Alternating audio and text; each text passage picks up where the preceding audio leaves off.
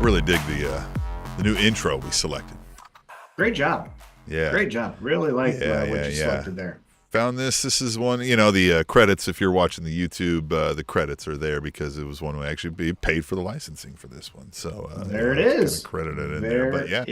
But I figured, if we're going to do it right, go to somebody who actually does this and pay them for their art, right? Let them help make a living, right? Instead of finding something and I don't know, who knows if I should have given credit or royalties, right? You got to do it the right way, Tom. You got to do it the right way, which is how we always do things here on the All Elite Wrap-Up. Yeah, ish. Every week right here, Wednesday nights? We do it when we can. Yeah. We do it when we can. Normally we do this Thursday nights, but we're going to do it this week right after Dynamite on Wednesday night because my son, Swim Trunk as we call him here, he decided he wanted to have a birthday tomorrow, I guess. So we got to go take him out, give him some food. Yeah. How dare you and your wife have a fucking kid when on the day that we record? Yeah, well, I mean, every couple of years it would just happen to I just shouldn't have had kids. Is that right? Bullshit. Yeah, man. You know what I mean? I mean, there's many times I've said over the course of raising these kids where I've been like, I shouldn't have done this. I wasn't fit to be a parent. I shouldn't have had kids. Other people have said that about you as well. Yeah, other people probably have. Yeah, judges, lawyers. All right, no. So we're gonna go take him out for a birthday, and I didn't want to kind of crunch everything in, and then we're gonna take him out. We're gonna backyard and take him out. Old yeller him. 17 is the max, son. You know what I mean? Useful no more. No, he wants to eat and do this. Go. Go out to eat and do all that. Eating. I know what he's a 17-year-old boy, so that'll be a nice small bill at the restaurant, Oh, yeah. That'll be nice. So we already got Andrew in the chat saying solid show tonight, and congrats on another Super Bowl trip. That's right. The Kansas City Chiefs are going back to the Super Bowl. We are both broadcasting to you live from Kansas City. Fun fact, however, we're not in the same state or city, but we're both broadcasting to you live from Kansas City, interestingly enough. So we are fans of the Kansas City Chiefs, and man, aren't we all? I mean, isn't everybody really? I mean, I know a lot of people don't want to admit it, and they're having internal struggles about it, and it's coming out as outbursts of anger, right? If I can be your podcast therapist here. But we're all fans of the Kansas City Chiefs, and we're all going to get to watch them in the Super Bowl again. Here's the thing. We set the record. Well, we set the record playing the Baltimore Ravens for the most viewed AFC Championship game ever. Not in the last 5 years, ever. Yeah. So you can say you hate us, but you're watching. So thanks. And we can't wait because I keep seeing, and this is the classic radio thing or podcast now as we've evolved. Classic thing to do here is anyone outside of San Francisco or Kansas City even interested in this Super Bowl? Yeah. Guess what, nerds? This Super Bowl is going to break all the records that it's ever had in television. So, I don't know. I'm not going to watch. Oh, I'm going to watch the Puppy Bowl. Yeah. The fuck you are. No, you're not. Pal. Yeah. The fuck you are. Yeah. So, next Sunday, not this one, but the following Sunday, you get to see two of the best teams go head-to-head. Big pro wrestling fan, starting tight end for the San Francisco 49ers, George Kittle, taking on the greatest tight end of all time, Travis Kelce. Obviously, those are two offensive players, so they will not be actually facing off against each other, but you got a great defense with Fred Warner and the 49ers, led by Patrick Mahomes, the greatest quarterback of all time, and then you got Brock Purdy, Mr. Irrelevant, taking on Chris Jones, the best defensive tackle, trying to win a Super Bowl so he can earn more money because of his contract. Button heads. It's going to be a great Super Bowl. Either team can win. Either team can cost themselves the game. Like it'll be an interesting thing. This season has been great in that regard, right?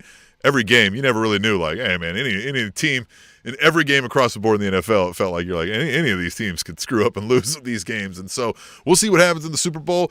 The one solace that I could take if the Chiefs don't find a way to win, which, I mean, they're going to find a way to win. But if they don't, is that George Kittle would be able to like hold that trophy and give us Harold Miedo. We might see Penta with it someday. Like that's the only thing. But I want to go on record right now saying I don't, any way, shape, or fashion at all, want to see that. I want to see Patrick Mahomes. I want to see Kelsey. I want to see everybody angry about it. Tom, I told you, like, I didn't realize how great it feels to be hated. Like, to just see this lately. Oh, it's so fun. So I'm not a fan, real quick before we get into the wrestling, I am not a fan of the closest thing to me is my favorite thing. I don't care about my dirt.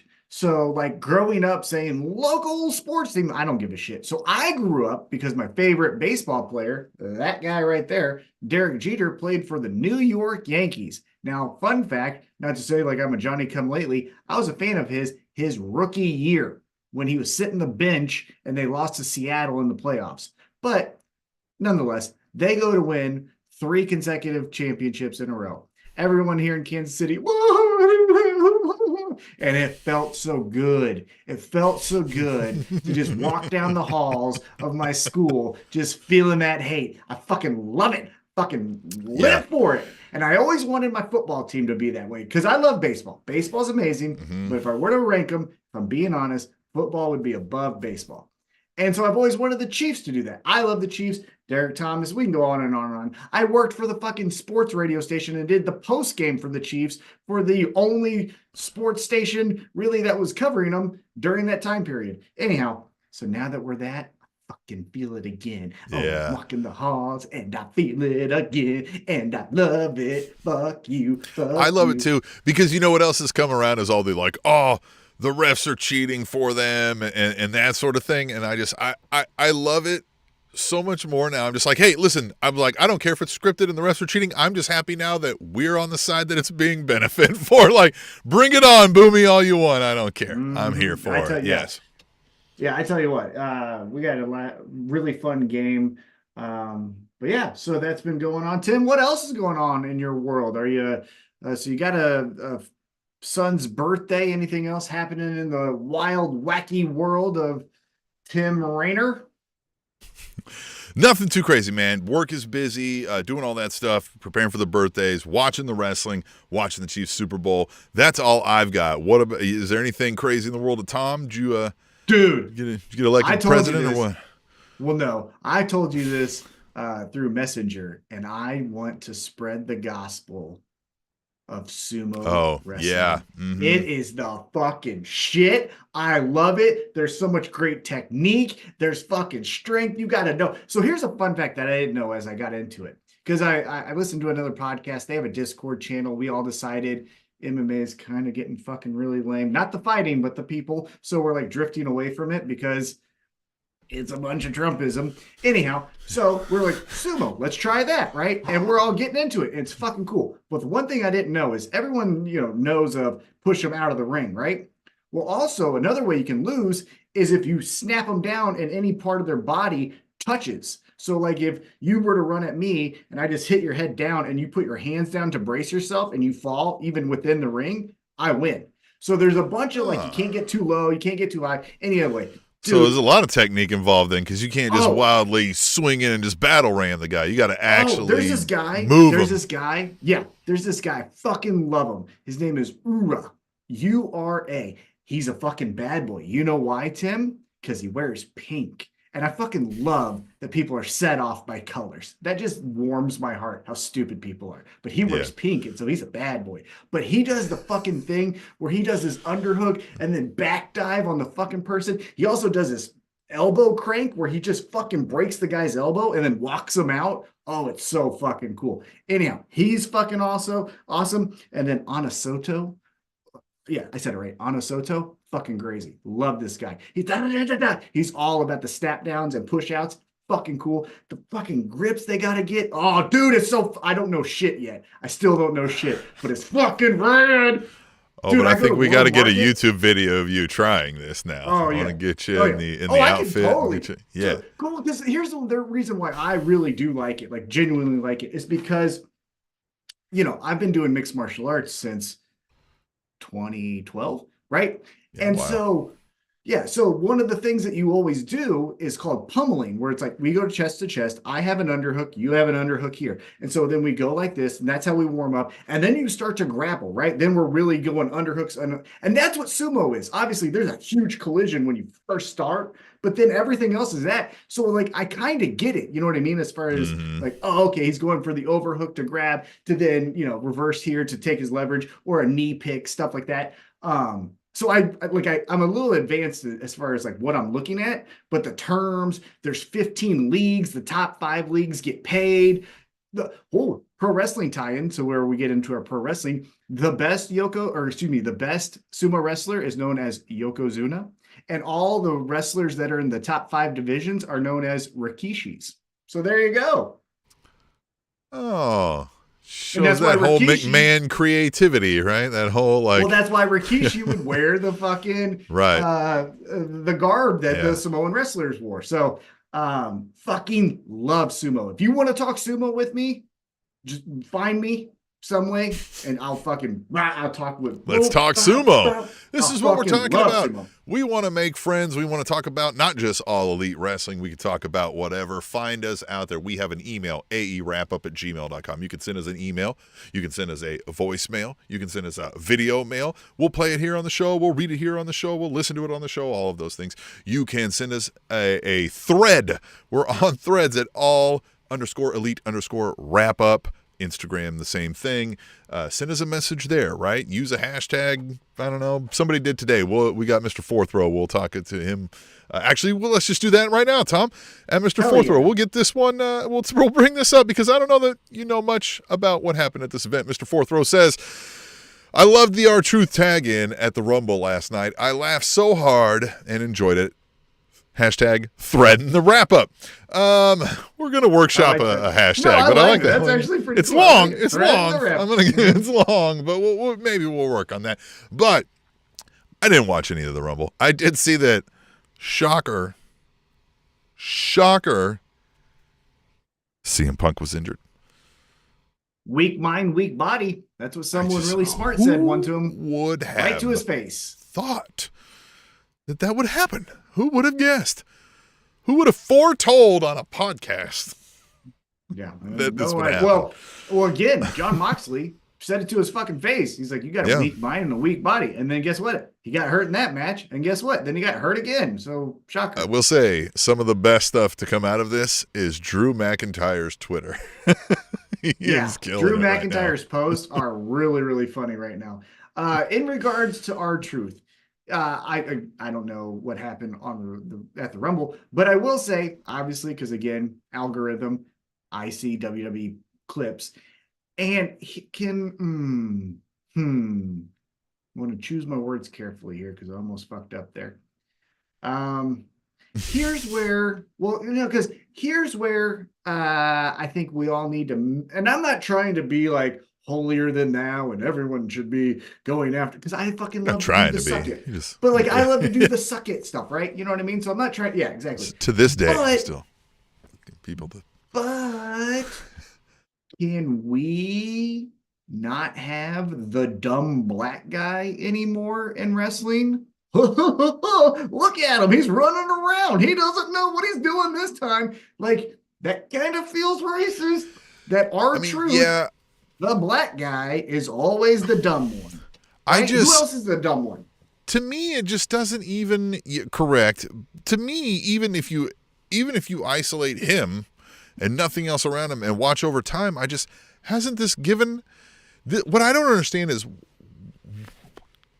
does everybody else not have diminishing returns with things? This is the same shtick and the same thing he's done. Yes, maybe he didn't tag in at a Rumble before, but like, how many times does R-Truth come out and do something zany where I don't know what's going on before it's not funny anymore to everybody, right? Like, I just don't get why this is still a thing that we keep rolling out, and people are like, God, he's so good. And I'm like, no, he's not good because he's doing the same thing that he's done for the last 14 years. It's like the Kofi spot. You know what I mean? Exactly what it is. Okay. Cool. Everybody was like, it's so amazing. I was like, it was amazing until they stopped just doing it just to do it. You start forcing it for no reason, and it doesn't make sense anymore. Yeah. To me, though, it just feels like And again, the last dumb person was an Italian guy, right? And so it's like, minorities, aren't they stupid? And again, we used to do that with Vince, right? And Vince is gone, and Triple H is in charge. So, like, bro, the fuck you doing, man? You know what I'm saying? Like, it's. Yeah. Do you get what I'm trying to get at? Where it feels No, I like do. I do get what you're getting at, and I just also, I mean, like, hey, look, if we're gonna feature R-Truth, then I don't know, maybe we could do something else other than this. Like, he's a, you know, the R-Truth that I actually like, that I enjoy watching, first off, was TNA Ron Killings before he got Yeah. stupid, right? But there was a moment in time where I think he main evented Capital Punishment against He John did. Cena or It was whatever. Capital Punishment. Yeah. But it was him and Miz, and they're like, we're fucking people up. Was this is the all water bullshit. bottle one? Was this the? I don't know. Was But this the remember one when where? Was he? Who got tired and needed to drink water, and then they used it because people were giving him shit? I think it was him. And then he Okay, maybe. smacked up somebody with the water bottle. So if somebody in the chat is watching this, maybe am I confusing two different storylines, or is this the same one? But I just remember, like, there was one time where they trapped someone in the cage, and like the security guards and stuff, and they were like taking people out, and it was like, well, that's a believable like group, right? But this just, I'm in the new day, or what is it called? Judgment. I'm in the judgment day. And they're like, no, you're not. I'm like, but I am. Okay. I also, again, have not watched. Again, I see these things somewhat because of social media algorithms, and I get the concept of some of what's going on, quote unquote, storyline over there in WWE. And I see that, yeah, R-Truth is now the black sheep wannabe member of Judgment Day. So we're doing Sami Zayn with the Bloodline with R-Truth and the Judgment Day. Exactly. This is what we've talked about with folks where it's like, this is not hard to see with WWE. No, they do the literal same thing and change out the players sometimes. It's not like, well, yeah, storylines are, you can only tell so many quote unquote stories in things. It's like, no, this is, they literally go, move this player to this player to this player to this player and almost verbatim do the same thing. And that's what that feels like from afar. Again, I'm not watching the particulars, so don't hate me, don't at me. But yeah, and we'll get into the Dynamite recap right now. But I will say, as far as the dumb stuff, the only thing that actually really made me laugh that he kept doing, that I kept laughing at, is when he would say that John Cena was his favorite wrestler growing up. I think that's awesome. That's a really good one. But other than that, no. All right, let's get into Dynamite. There's plenty of ways, before we do that, there's plenty of ways to keep him humorous and a little bit like zany and saying things, but still be taken seriously and not, I don't know which way is left. Yeah, 100% agree. All right, so let's get into it. So tonight, AEW Dynamite took place in New Orleans, and there was a line from Tony Storm that we're going to talk about that deals with New Orleans that almost made me pee my pants because I was laughing so hard. We'll get to it. But it started with the first time ever, which is hard to believe, Jon Moxley versus Jeff Hardy. Is first time ever between Jon Moxley and Jeff Hardy. But did Jeff Hardy ever wrestle Jon Moxley's cousin, Dean Ambrose? No, this is first, because remember, they first time ever. Yeah, they honor. Right. They wrestled in wherever. Like, they'll even say, like Swerve Strickland and who's Christian's son? I can't think of his name right now. Nick Wayne. Nick Wayne. They even mentioned like Swerve and Nick Wayne wrestled in some Seattle promotion. So they're honoring all that stuff. So yeah, first time ever, Jon Moxley. Well, yeah, but that was, I mean. No, but that's Swerve Strickland and Nick Wayne. Yeah. Like, this is, Yeah, but they'll still honor it. So yeah, this took place. I'll say this. It was a good match. This kind of started the precedent for me of what kind of matches we doing tonight, right? Look, I don't think anyone was shocked Jon Moxley beat Jeff Hardy. What do you think? Yeah, I know we just had a talk where we were like, man, who knew Jeff Hardy could still go? And okay, but I wasn't asking for more of it. And again, he never, I don't see he goes out there and shits the bed. I mean, he obviously has gone out there before and shit the bed. There's very documented proof of that, but not like when he's with it and aware, right? And sober, to just be frank. So it was fine, right? But again, for what what purpose, right? We got maybe something at the end after the match, but this all just felt like throwaway, right? This is an exhibition, and did we need an exhibition of 57-year-old Jeff Hardy goes against Jon Moxley?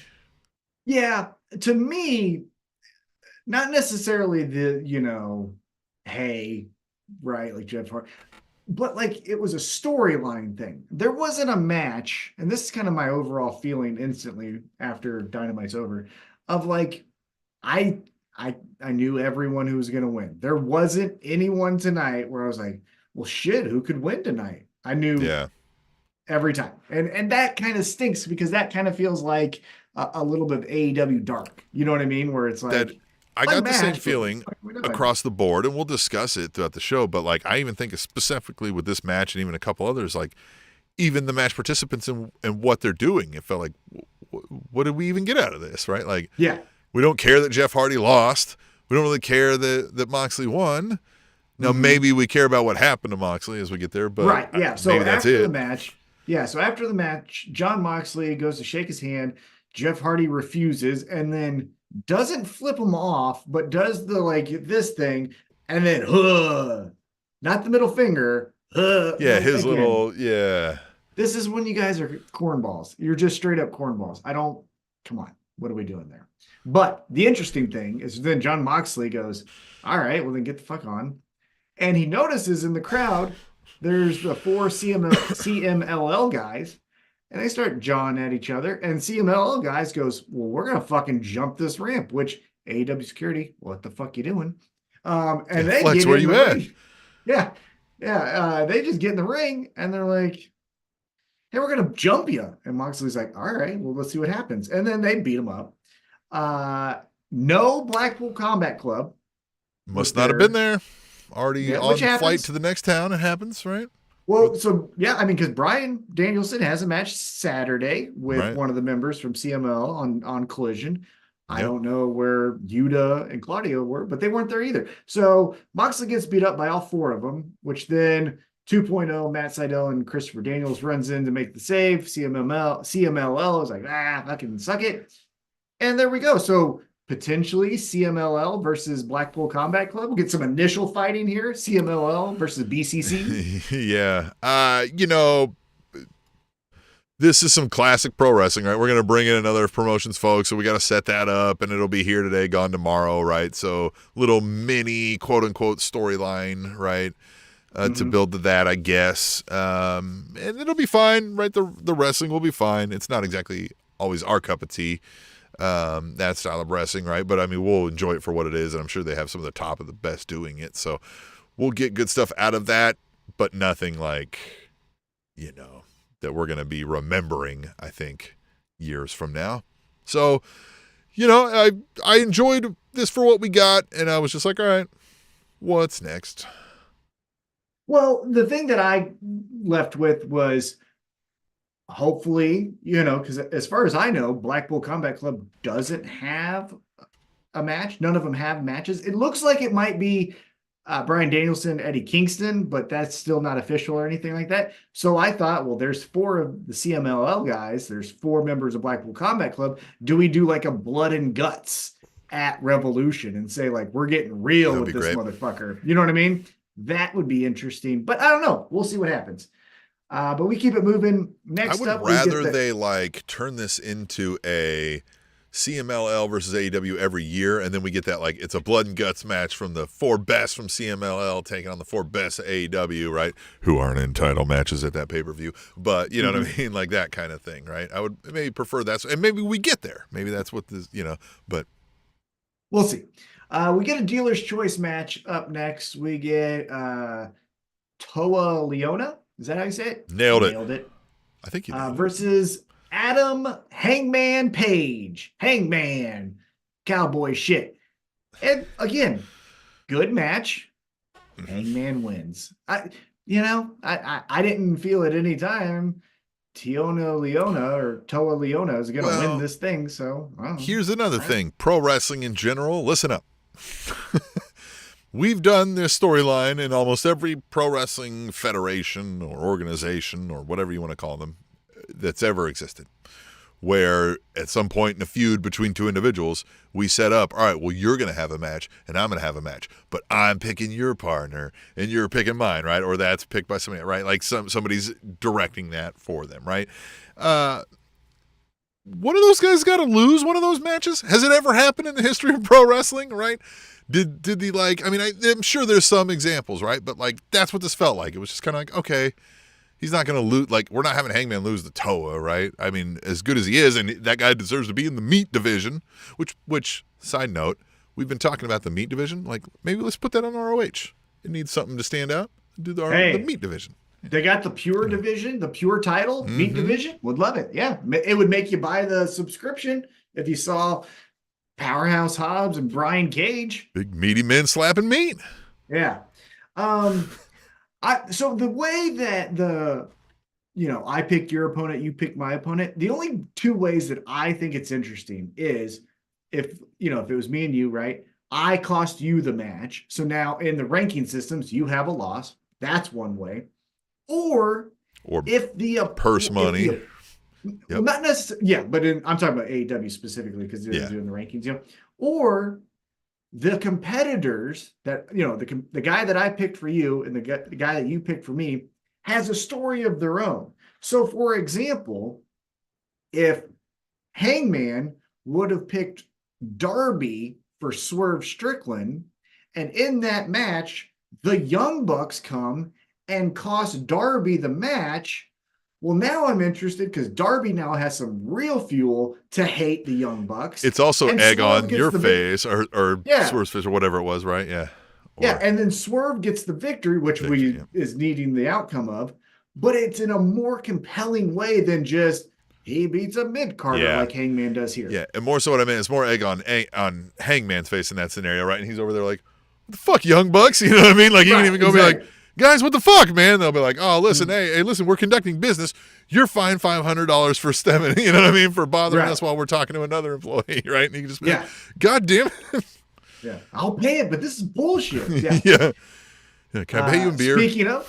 Speaking of getting fined, we do see Nicholas and Matthew Jackson arrive at the venue in a stretch limousine, and they find a stagehand, and for not addressing them properly, they find birth certificate names. $500, which I don't know. The guy, I don't know week's how well pay. they're paying him. Well, but I don't know how well they're paying at AEW. But he didn't seem that upset. That's what I mean. Like, that's probably a week's pay for this guy. And maybe not that much. But listen, they lost the mustaches, right? We've turned those into goatees. Good Smart. Call. A little less tongue-in-cheek, obvious, hitting the McMahon thing on the head, right? A little more just power-tripping Young Bucks, and that theme continues as we'll talk more. But I like this. I like where they're going with it. Again, just this is easy to hate them, right? And they're leaning into some of that, and I like where we're going with it so far. Yeah. Yeah. I'm being a little impatient with them, only because March 3rd isn't that far away. I would like for them to start really saying this match is stopped. This is boring. No one wants to see this match. We're cutting it. We're going to do a promo. Get out of the ring. They start doing their own promo. Yeah, more so clipboards, right? Like, let's have them really like fake headsets and shit, right? And they're like, no. Yeah. Cut some interviews backstage. Replace Renee with that dork who Alex Marvez, Cutler. Do some of that. No, just have them keep putting Cutler and let's get him back. Yeah, right? Cutler does it. Yeah, that would even be a great idea. Yes. Just because, again, March 3rd is, now essentially a month away, and you're still just doing this subtle stagehand that I'll forget about. You just find, okay, that's great, but when you only have a month, get to it. But that's just me being impatient. What do we get next? Oh, we get some bad news, it looks like, potentially. We get the United Kingdom coming out, which is already kind of meh. But Undisputed Kingdom. Undisputed. What did I call them? You said United Kingdom. No, United Kingdom's kind of man. No. We love you, UK fans. Yeah, love you. Hey, Adam Pearson, great job. Adam Pearson, yes, love you. yes. Who's killing it, by the way? Yeah, if you're watching this, dude, you're doing awesome. He's doing awesome. He's killing it. England could improve their food. Anyhow, Wardlow takes on Commander. And could you guys, open the clouds a little bit, get a little sunshine over there? Well, I mean, Come that on, they can't control, Jeez, but this fucking bullshit of wow. fries. Just move the country or something. Yeah. Well, but the fries ain't that good. They keep on fish and chips. Anyhow, Wardlow takes on Commander, and it looks like Wardlow gets the victory. Again, no shock. But it looks like Wardlow might have a legit knee injury. He goes to powerbomb Commander. Looks like his knee buckles. Now, sometimes that can be a stinger. But the way he automatically took the knee pad down and was limping, not good. Yeah, we may get a pause on the Wardlow, which is not going to be good for the Undisputed Kingdom. They already got a guy. It'd be so funny if they're both out there sending chairs, both injured. No, fucking do it. Hey, then get Roddy back with the thing. Yeah, get them all injured. Yeah, because look, nothing else is going well for this group, so let's just shift and have them be fun. Oh. All right, tell me if you like this. I'm gonna. Well, first of all, did you catch that the announcer screwed up, called him Mr. Wardlow? Yeah, why not? Because I think that Mr. Mayhem, right? Yeah, she caught it right away. She was like, Mr. Wardlow, Mr. Mayhem Wardlow. She didn't even give any gusto to it. Yeah, she's not the best, but she tries. All right, like this idea.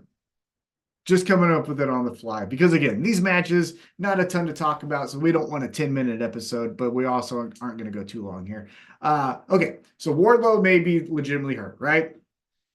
Adam Cole is legitimately hurt with an ankle injury. We could say Roddy Strong has the neck injury. And then we could do right arm, left arm for the tag team. They're both hurt, right? Like one is right, one is left, And so they're all sitting there. But they say... They're like all this bad luck started when MJF left. And so they're almost like begging him. Back onto MJF, you piece of shit. You better come back here. You better come back. Yeah. And they're like, now if they're real hurt, it's going to be hard for them to but maybe that's the whole angle, But they're like the Power Rangers of injury. Exactly. Yeah. I think that would be fun. And the whole angle is, it all started when they got rid of MJF, so now they realize they need MJF back in AEW. I don't know, maybe something there. Well, because you could get Roddy going, be like, Adam, and he could even be responding back, like, Roddy, love it. Hand me that, I can't. Yeah, they're all trying to help feed each other. That'd be fun. All right, so then we get back into a tired storyline. Good wrestler here, Kyle Fletcher, taking on Chris Jericho. Who's a good wrestler, but man, it's just we've been saying this for almost a year and a half. But I took a lot of issue with this in a couple ways. One, first of all, damn, Kyle Fletcher is big. He's a big fella. And two, we keep talking about this, right? We're like, he's in the Don Callis family. He's a big, intimidating guy, and he's an imposing figure, but he loses to weird chest, flabby gut, 45-year-old Chris Jericho, which is okay if Chris Jericho's cheating to win or doing whatever. But in any sport, 40-year-old veteran on his way out isn't stepping up toe-to-toe and just out-athleticing, right, whatever the word is, the 24-year-old stud, right? We've got to clean some of that up somehow. Yeah, I just don't know how, because it's kind of Jericho's call. Yeah. Doesn't work for me, brother. Yeah, I guess not. And that, I don't know. It just feels yeah. But it's hard to believe anymore, right? Again, La Champion worked because he had all these grunts working for him and doing the dirty work and that kind of thing. And then even the Jericho Appreciation Society, same idea, right? Then I buy Jericho getting big wins, right?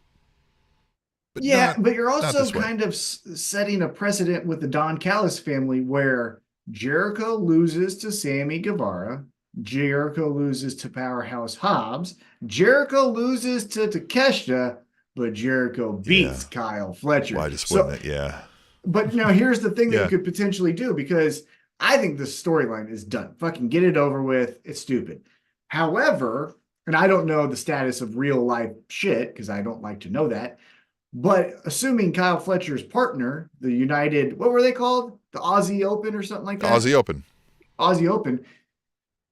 The Don Callis family goes, Kyle Fletcher, you're the fucking weak link. Well, you're out of here. Then his tag partner comes back. Then you could do Powerhouse Hobbs and Takeshita versus Aussie Open. Don Callis says, whatever, something. You know what It's I a lot of mean? big meaty men slapping meat. Or you could do Powerhouse Hobbs and Sammy Guevara, any combination on Don Callis. I But Don still Callis can't believe is just we Powerhouse Hobbs, man. We could have had this guy killing it, and I just feel like he he's should just be lost. killing. Gosh. Yeah, I have no flipping idea why he's not in a mink coat with no shirt and the TNT title. Don Callis, perfect, but like we don't need these other guys here. Don Callis being manager solely Heyman-esque with Powerhouse Hobbs, and I think you've got a top level star ready to go. Yeah, and he's the star, but no one's getting over with Jericho because it's all this, we've said it, the Jericho warp where you're in something for 7 months and you kind of then move on, I guess. But I hope they all beat up Jericho and we don't see Jericho until Kenny Omega comes back. Because I guess we still want to do that Winnipeg Jets or whatever, the Golden Jets thing. No, they do. So I know, yeah. Then both of them are gone. Yeah, then both of them are gone. You know what I mean? All right, let's keep it moving. Then I don't know what this was. We get the Bang Bang Scissor Gang. What was this? Just, hey, we have a new thing. We want you guys to play along. This felt like, remember when the Wolfpack had ran its course and it was just tired old cliches and they all had to do it and it was like 9 cliches and everything. And that's what this felt like. It felt like we just came out to be like, remember guys, we're a thing now. We're all happy about that. And isn't that neato? And it was like, okay, but why? And what are we doing? Yeah, the why was missing because I think what they were trying to do was establish, okay, we're all going to do this. He's going to say that. His dad's going to do this. So next week, guys, we're going to come back out and we're going to condition you to do this with us. Okay. But someone needed to come out and be like, I don't like you guys or something. You know what I mean? I think we're just trying to set up some of this, like you said, so we're muscle memory, right? Doing the Pavlovian dog response here. And I think we're going to get this. I think we're going to a unification somehow of these trios. I don't think we're going to have an AEW trios and an ROH trios anymore. I think it's too many. I think we may be working towards that, perhaps. That's a good working theory. I wouldn't hate it. Again, I just think that's one of those I think you could have go across both brands, right? It's no hidden secret, right? They announced it that like Tony Khan owns them both. I think you could have things like your meat division or your pure division or whatever kind of go across both brands because they're not like the main champion, right? I think there's no reason you couldn't do that, right? So for a while, an AEW star has it, right? But then, when we need it kind of more over here in ROH, we're going to feature it over there. I think if you're going to do that, this is the perfect type of match that would get me to buy the pay-per-view, right? If you say Ring of Honor has their next pay-per-view, the main event is a unification between the Acclaimed and the Bullet or whatever the fucking called. Yeah, what the Bang Bang Gang. Gold? The Gang Bang. Yeah. Come up with it. I know you said this last week, brother. They ain't it, man. They are not it. For me, again, wrestling's big enough. Look, I'm wearing it. Everybody loves the Acclaim shirt. You know where my fucking allegiance lies. But I get, you know what it is, side quest. It's the fucking nerd who raps that one with the John Wayne tattoo. I hate him. He is my new Matt Jackson. I also want to punch the tall one because he legitimately said, fuck you to me at a show. And so I want to hurt him. You know who that was for me back in the day, in the Attitude Era days, like pre-JBL Bradshaw, right? Like right after Justin Hawk Bradshaw into just like this nothing Bradshaw. I was like, you can't get this guy off my TV fast enough. And then fast forward into who he is as like a real person. I could probably still say the same thing, but like just Just the tiptoes. Put your little fat chubby redneck hands together. That was a good line. I'll give him that. Yeah. Oh, hey, actually, we got some comments here from Andrew. We have been getting some chats. We need to bring, Yeah, let's pick this up. I'll just pick it up kind of where the last batch started. Hardy heel turn incoming. Sure, that'd be cool, I guess. What do you think about that? If there's a reason, right? If Jeff starts doing these things and he starts getting pissed off, and let's say Matt's even like, dude, what are you doing? Like, I can't be a part of this or whatever, right? We get rogue Jeff Hardy on some mission of like, no, I'm not getting my flowers I deserve. I'm getting my respect, right? And he's sort of snapping a little bit maybe and taking out some folks or something. But like I would want to have a reason for that, and then like who benefits on the backside of it. Because again, like Jeff Hardy's premier days are behind him, right? So he's, you know what I mean? Like, so that storyline's I feel like you got to use it for something. So it might be more to set up who maybe finally puts Jeff Hardy down in his evil ways, right? I would build it around that maybe. That might, yeah. I mean, kind of like Jericho, the Hardys have also done every single thing in my book. So it's like, all right, but yeah.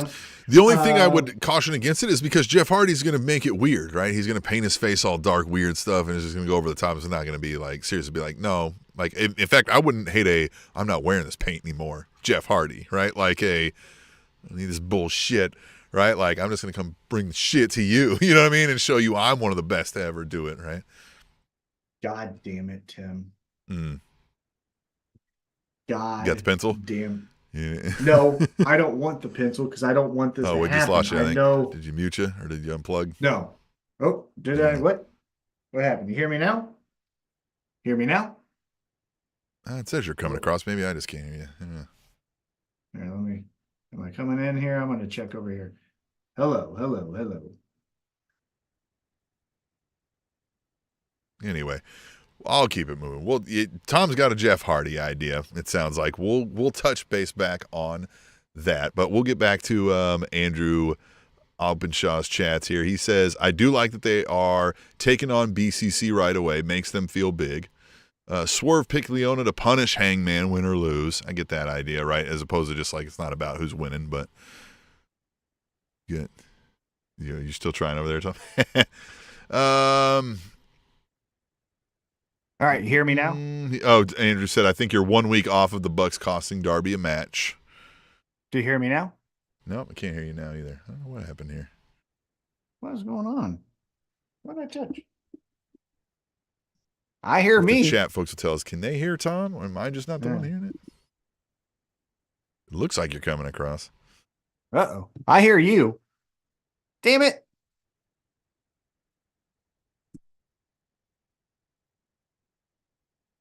All right, I can hear me on the. You go ahead, keep talking. Okay, so my idea, not my idea, but there it is. So unfortunately, sorry about that. Yep, Andrew says he can hear us both, but you can't hear me, so that stinks. Fixed it. I got it. We're working. Okay, there we go. All right, so let's get back on track. Take 2 here. We're not going to edit anything. So Andrew, look at that. You're part of the literally don't got time for that shit, right? Yeah. My work that pays me is keeping me too busy for that this week. But well, here's the thing. I know it's gonna happen, and I hate it. I hate it, Tim. I fucking hate it.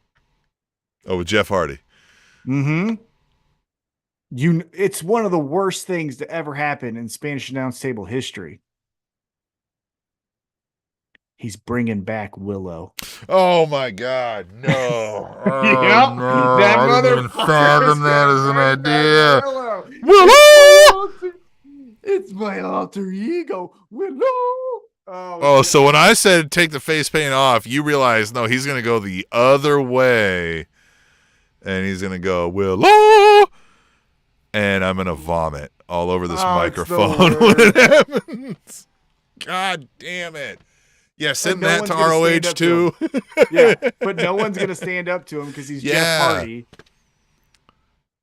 Oh, it's the fucking worst. The fucking worst. Yeah, like an umbrella and shit. And fucking, oh my God. Do you still have that soundbite? Don't get it. I don't. I don't. Not loaded. I have it, but it's not loaded. No. Oh, son of a bitch. All right, that's what's gonna happen. Hate that. What do we got here? Did you read the last one from Andrew? I really hope that when Osprey comes over, he pulls Fletcher out of Don No, Callis I don't think family. so. Look, I'm gonna wait and see on Osprey because I understand he has the most 5-star matches from Dave Meltzer, who's the authority on good matches. Whatever, cool.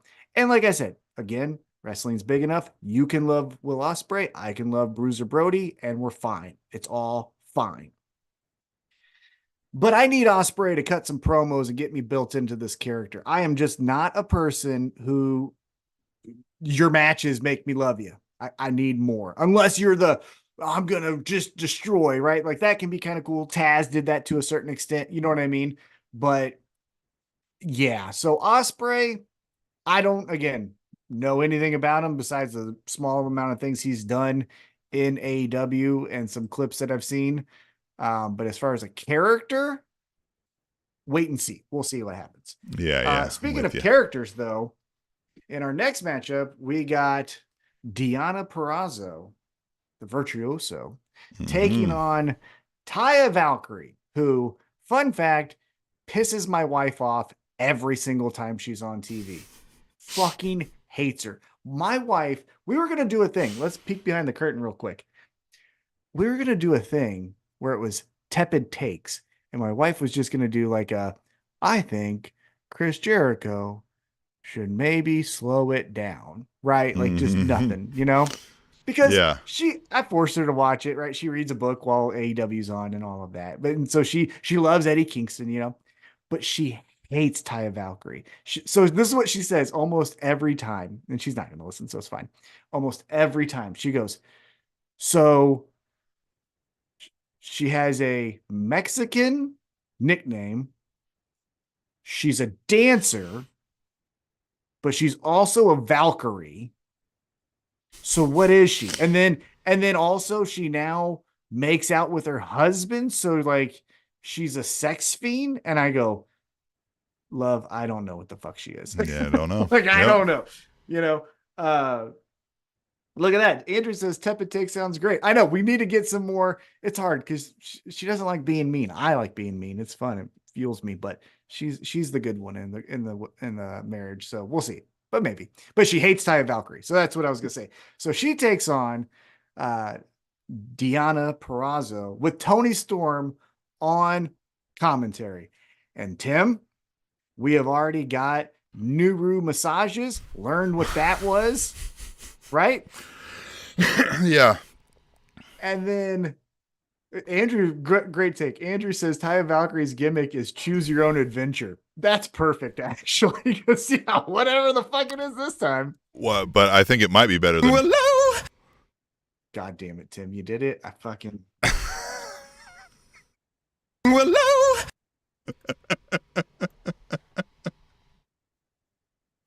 That's the quick, speedy production work you can expect from a professional, Tom. Hello? That takes me to the worst part of this whole 11 years that we've done this. I hated that. Yeah, Andrew, you don't know what this is. Jump on board because it's about to get fucking weird. Hello? Oh my god! Hey, that's Jeff Hardy. Jeff Hardy. Yes. Man, I hope we don't see that back, but if we do, we'll at least have Hello? For the show. And that's his voice, by the way. Yeah. If anyone did not know that is him saying that. We did not alter that or anything. We took it from. No, I took it from a video. Yeah, I mean. Yeah. With paying all rights and royalties, of course. Right, of course, obviously. But no, what I was gonna say is Tony Storm, let's get back on track here. Tony Storm on commentary last week, I learned what a Nuru massage was. Tonight, how many did you sign up for? Did you get an annual plan? Tonight she says, oh, I'm so happy to be here in New Orleans. I was greeted with a gift of beads, but it wasn't for my neck. Yeah. I forgot about that line. She's got so many good lines that I've. The other one. So that's what a great did she one. say about about Shivani? Oh yeah. You've changed but when Yeah, when but she had a got, line, and I forget what it was, but she yeah. said something. I was like, Jesus Christ. But then when she got knocked out of her, yeah, she has lines. We could do a whole podcast on just her one-liners. But then when she got knocked out of her seat, and then she came back and she says, "Someone pissed in my seat." Yeah. She's the best. She is one of my favorites in wrestling, period, of everything right now is Toni Storm. Love it.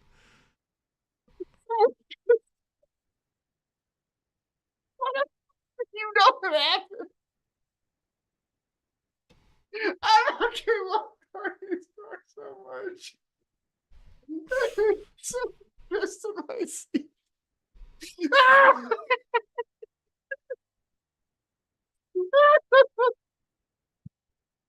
Oh, it's not that funny, but it is. Oh, I love it. I'm having a blast right now. Oh my god. Oh my god. All right. And then that got me back on track. Now I'm mad again, damn it. Yeah. No, so then we get Deonna Purrazzo winning the match, right? And what'd you think of that? Deonna Purrazzo wins, kind of keeping on track. Well, because we had that, they did a whole video where she explained her tattoos and how that one didn't even really mean anything. So, like, I don't know. Yeah, winning the match, fine, because this is what we're setting up. And I hope it wasn't expecting Taya Valkyrie to be, getting a big victory here, unless it was one of those where Toni Storm cost her the match. But yeah, no, that's fine.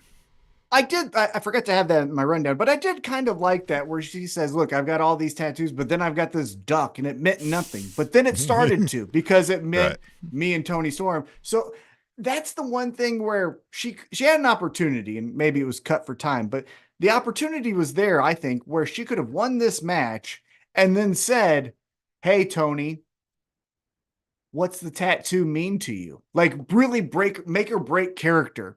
Cause she even was like, you want to throw down, she was doing all the 1920 stuff, make or break character, and like, tell me, like, I don't know what Toni Storm's real name is. If it's something different, say that, you know what I mean? Like Jessica, I'm making that up. Jessica. Anthony.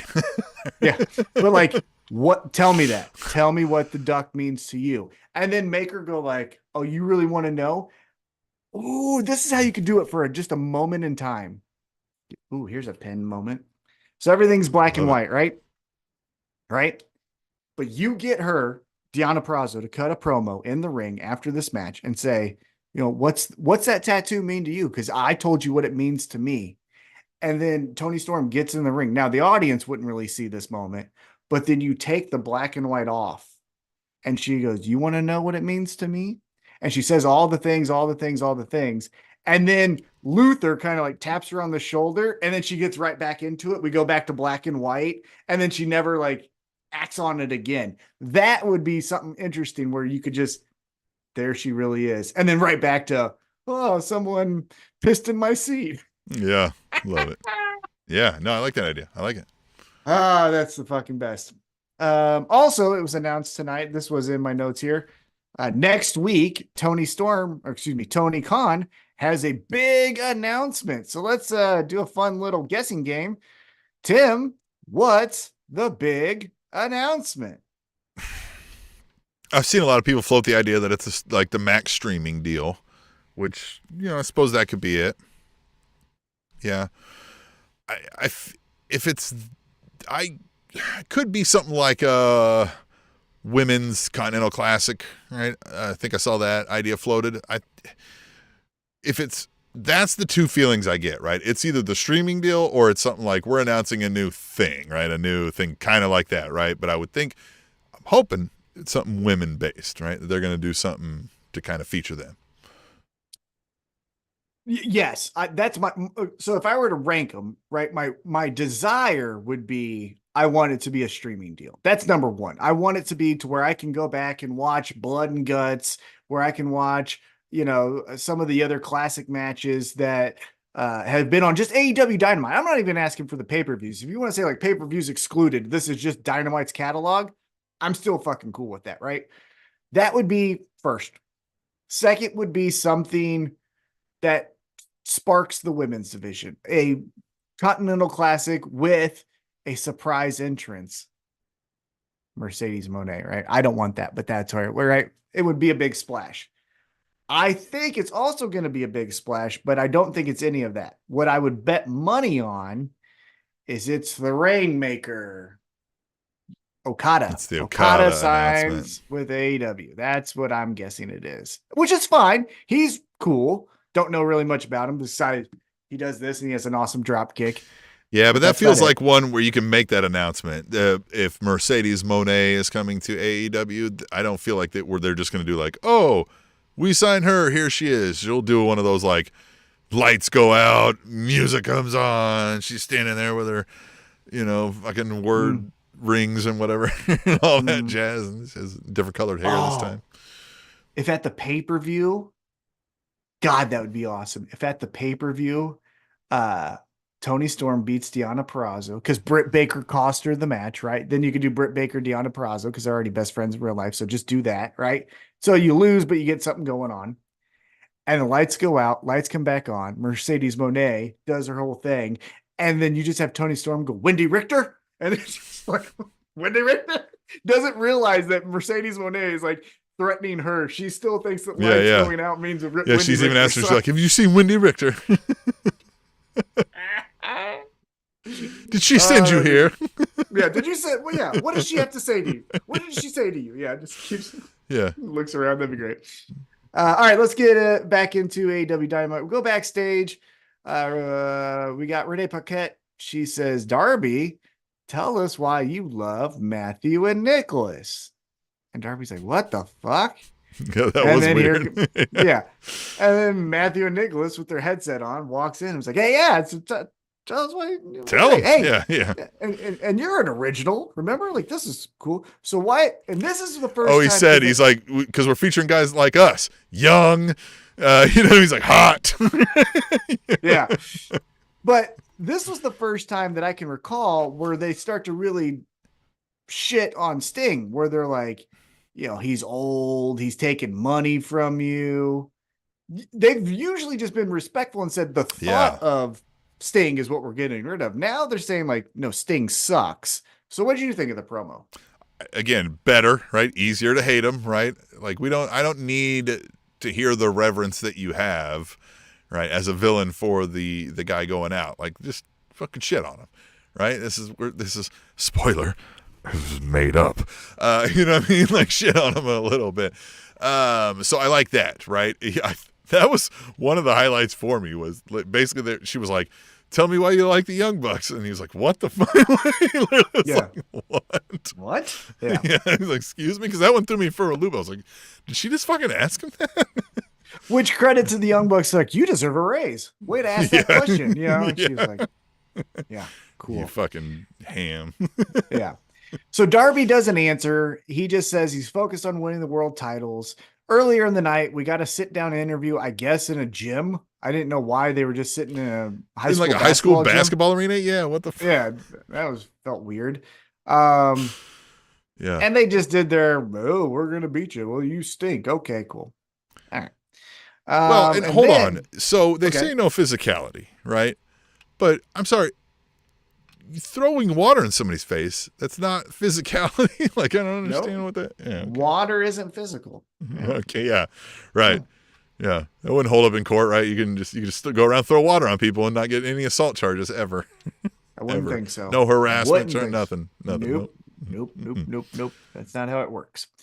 Nope. Can you get a battery charge for throwing water on somebody? That'd be interesting. I need to look that up. Yeah, go look it up. Yeah. Hey, let's get to the main event. Well, there's waterboarding. That's not a crime. Where is that? That's not. No, it's not. Bush said it wasn't. That's fine. It's totally fine. Yeah. Cheney and Bush said it's totally cool. Totally cool. All right, we get to the main event, and Swerve Strickland's like, all right, who am I facing here? All right, he comes out. No Prince Nana, which was a little sad, but he's selling that injury because he went through a table, so I get it. And Swerve's standing out there, and then we hear Pantera walk. And here comes RVD. Dum, da, da, da, da, da. Wee, dum, da, da, da, da. Smack. Dum, da, da, da, da, da. Wah. Da, da, da, da. I am. I felt young again. Yeah, I felt like I wanted to fucking just yell that I'm so mad that I'm in middle class. I I was so full of y'all. I wanted to fuck and I wanted to fight and I didn't know which first. Yeah. So Rob Van Some Dam days I walks still out. feel like that, really. I mean, Brother, it is a roller coaster of emotions over here. But Rob Van Dam's in the ring, Swerve's in the ring, and then Hangman does a promo. He goes, "Hey, you idiot! You forgot to read the contract because we could pick our opponents, but we could also pick the match. So it's a hardcore match, you dumb shit." I love this. And then RVD throws a chair right into Swerve's face. What'd you think of the whole start of this? I love that. I love the side spoiler of that. Like, oh yeah, hey, what you didn't realize, and fun fact, you already picked my opponent and I already wrestled beat him. Is like, you could have also picked a stipulation, numbnuts. Yeah. And then he's like, God damn it. Love that. Real quick before we continue with this, to go back, Andrew Openshaw said they were at the high school gym because Darby was in the middle of a skate session outside. That wasn't really it, was it? Oh, I'm sure it was. Oh my God. Let's not. Yeah, he probably had to do some TikTok videos.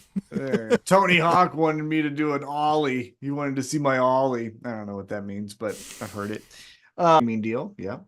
2, Continental or Women's Continental Classic. 3, Future Dynamite at Boston Garden. Mercedes Moné debut. The third one I would not want because it never goes over well when the city you're in, you're talking about another city, regardless of whatever the city is, right? Say you're in Boise, Idaho, and you're like, hey, everyone, next week we're in Chicago. They're like, fuck you. Like, fuck Chicago. Yeah. Yeah. Like, we're here. Do something here, So, yeah. And Andrew, do you live in Boston, Andrew? Is that really what you? Well, no, because she's from Boston. You know what I mean? Right. So, yeah. But, I mean, are you from Boston? That'd be cool. Are you from Boston? Maybe you're from Boston. The streaming deal, the streaming deal is what I think everyone would be like, fuck yeah. Everything else would be cool, depending on really what it was. Yeah. All right. So, yeah, this main event, Swerve Strickland, RVD, going out there, doing flips and shits and all the fun moves. Flips and shits. Interesting, and again, we got a little hardcore-ish into the match. Right. We got a little rough like this. This is a great way to use an RVD, right? Come in and just be a little like surprise. Now get a roundhouse to the face, and then we move on. Now we did move on. Swerve Strickland gets the victory with the double stomp, but then Hangman comes out. It's that time again, cowboy shit. And Hangman says, the rankings come out later tonight, which maybe we'll find, but probably not. And he goes, and me and you are going to be at the top. So, like, I know you want that championship, but you're never going to get it. And Swerve says, I beat you twice, asshole. I've beat you twice. Fucking cut the shit. I beat you twice. And then Hangman goes, but did you? But did you? Because your fucking group over there has always been a part of it. So you really can't beat me. And you can't even lace up my boots. That makes Swerve just lose his shit. Swerve goes, you son of a bitch. All right, fine. I'll give you what you want. But after I beat you, I'm moving on, going after the champion. Samoa Joe was on commentary. Did you catch that he just like smirked and snorted like as soon as he said it? He was like, then I'm going after that World Heavyweight Championship. And he was like,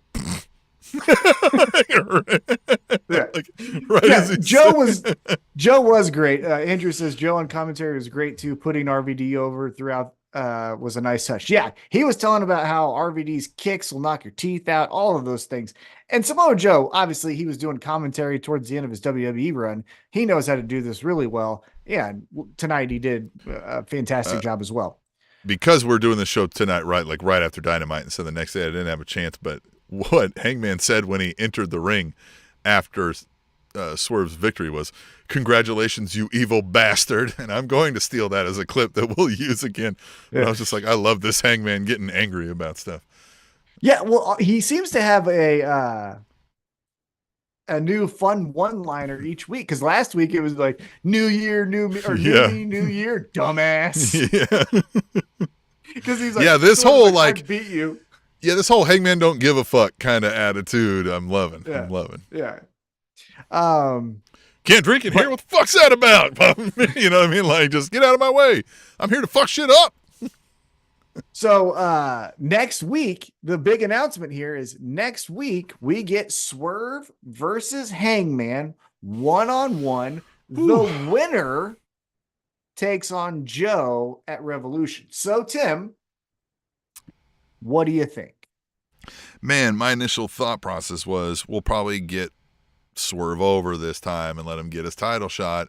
But then we'd be saying he beat Hangman 3 times. And I don't know that we can do that, can we?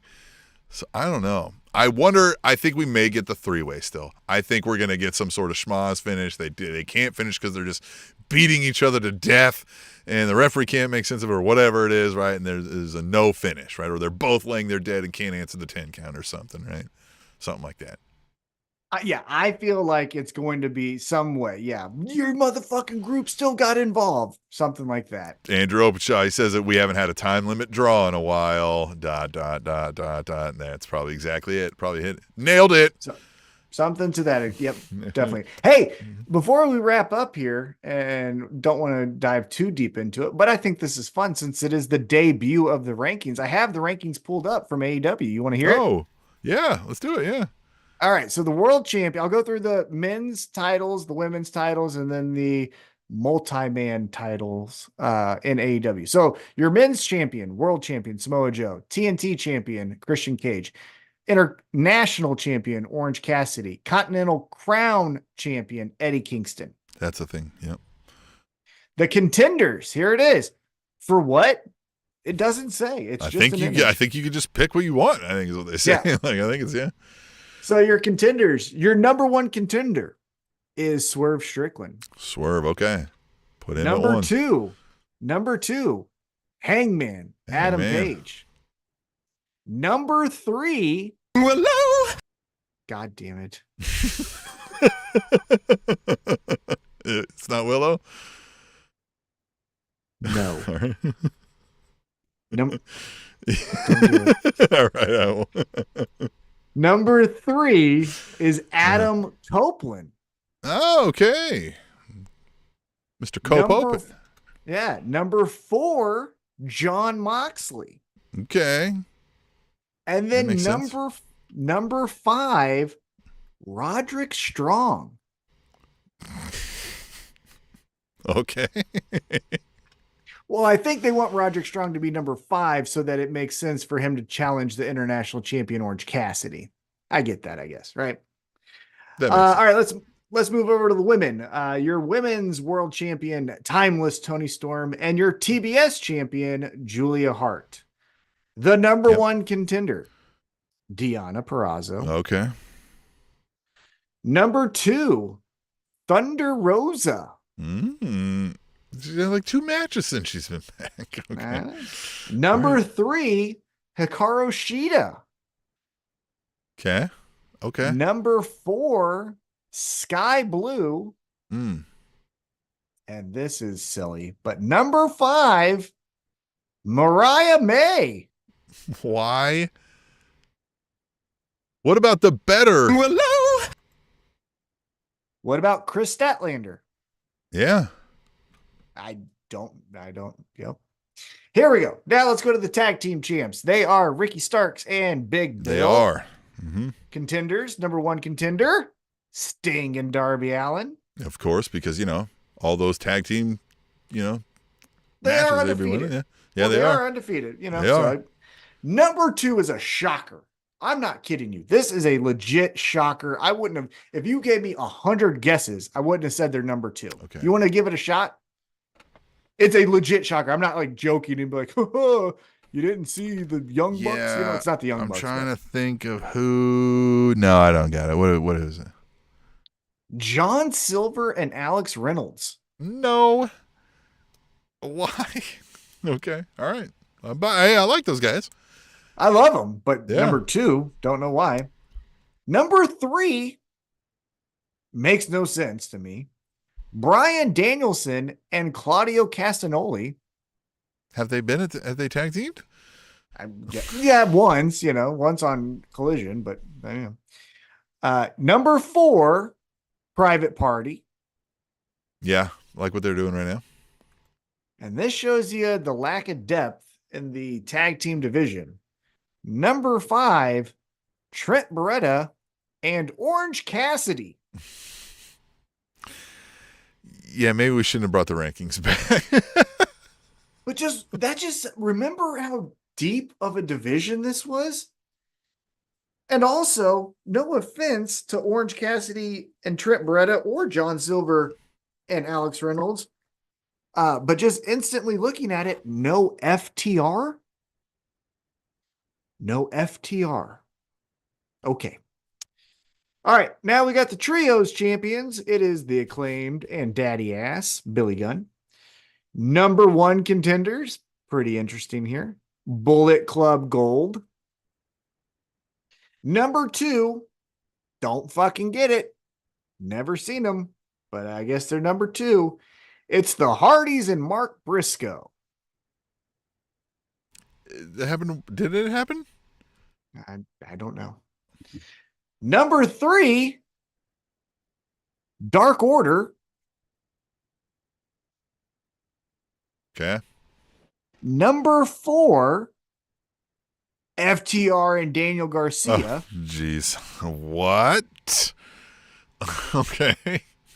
And then number 5, House of Black, which let's just take a step back. The FTR Daniel Garcia versus House of Black cage match on Saturday night was fucking rad.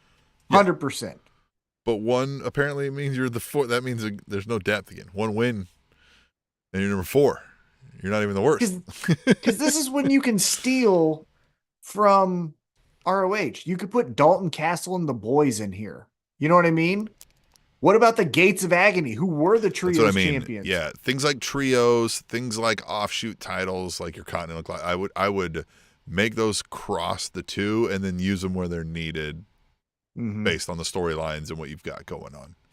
Yeah, this to me, just frankly speaking, felt like it wasn't thought out that well. It felt like the men's was. Right? The top 5 for the men: Swerve, Hangman, Adam Copeland, John Moxley, and then because he's going for the international champion, Roderick Strong. Yeah, all that felt okay. Andrew brought up it was Hardys and Briscoe wrestled on Rampage. I do remember that. But again, 1 match.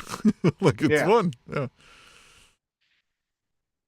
Yeah, this speaks to me that we need to really do some rehabbing to the tag division, because remember when it was Santana and Ortiz, we said that it was the best tag division in the world because you had Santana and Ortiz, the Best Friends, Young Bucks, FTR, Hangman and Kenny Omega. Like, it was the shit.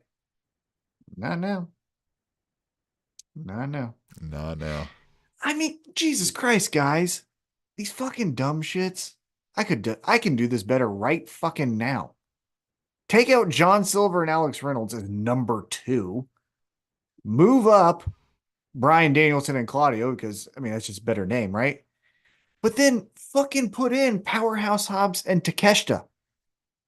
Don Callis family not represented anywhere? Come the fuck on. You know what I'm saying? Like, I don't know, man. Yeah. You got a good point. You got a good point. They have so much fucking juice there, and they just don't know how to squeeze it. You know what I mean? They just don't know how to squeeze the juice. It's there. Yeah, we can give you detailed tips on how to squeeze the juice. I mean, make some tutorial videos. We'll give you gifts of beads. The same kind Tony Storm got. Yeah, you got one guy goes by the name Freshly Squeezed. Ask him. I don't know, man. Ask him. Again, an abundance of talent not used great. Where's Miro? Miro beat Andrade. Where's he at? Nowhere. Send him away even. Yeah. Well, good. Did he debut or something? I think at the Rumble. I think so, yeah. Fucking neat. At the Rumble. You know what he didn't do? Win it. You know what he didn't do?